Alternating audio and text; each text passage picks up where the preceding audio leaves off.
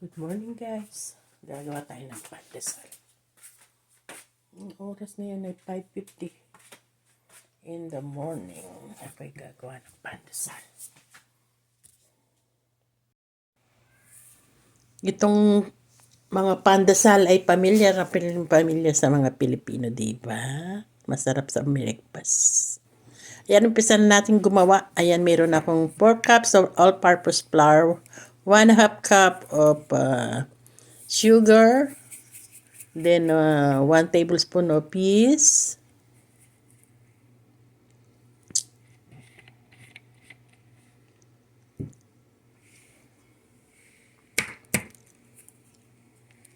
ayan, 1/2 cup of milk, warm milk, 1 egg,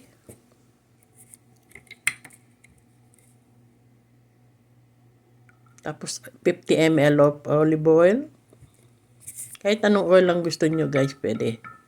Kung gusto nyo butter, pwede rin. Mas masarap yung butter.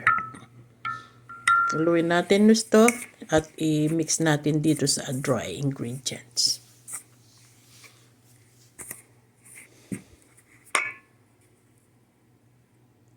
Tapos lagyan natin ng pinch of salt. Yan, ipagsama na natin ang liquid and dry ingredients.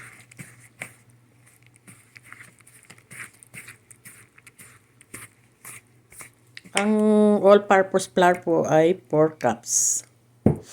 Ang aking ginamit na flour. All-purpose flour. Pang-umusal lang po ito. Mamaya wala na rin yan. Sa mga poko. Breakfast. Pag marunong na kayong gumawa ng pandesal guys, hindi na kayo bibili sa tindahan. Ang laking bagay po. Matutunan nyo yung mga iba-ibang klaseng tinapay.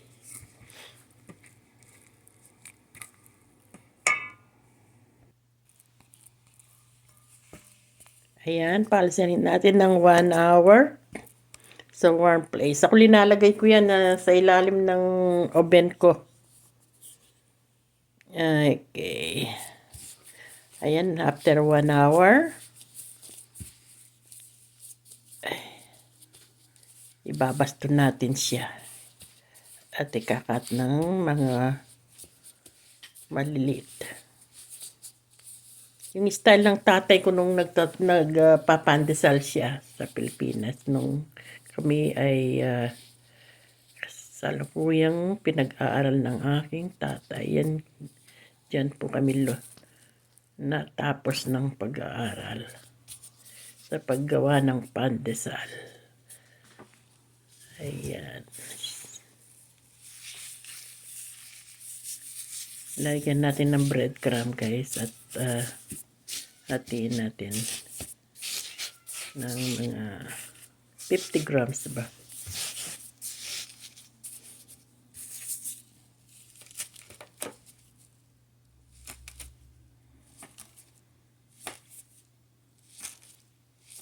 Depende po sa inyo kung anong size ang gusto nyong paghati sa pandesal. Mostly ganyan po ang laki ng aming tinitinda noon sa Pilipinas.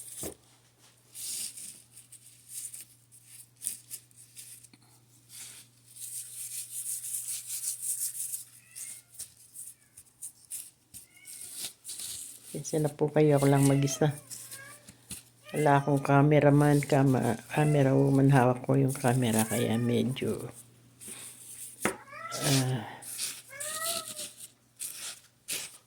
hindi masyadong nakat ko itong isang baston. Hirap yung hawak mo yung camera tapos naggagawa ka.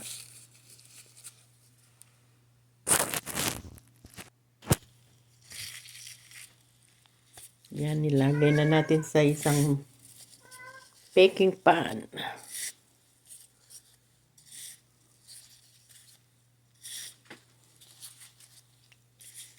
Palasin pa natin ng 1 oras. Bago natin iluto. Ang 350 degrees Fahrenheit for 15 minutes. It depends po. Makikita mo yun kung golden brown na yun. Okay.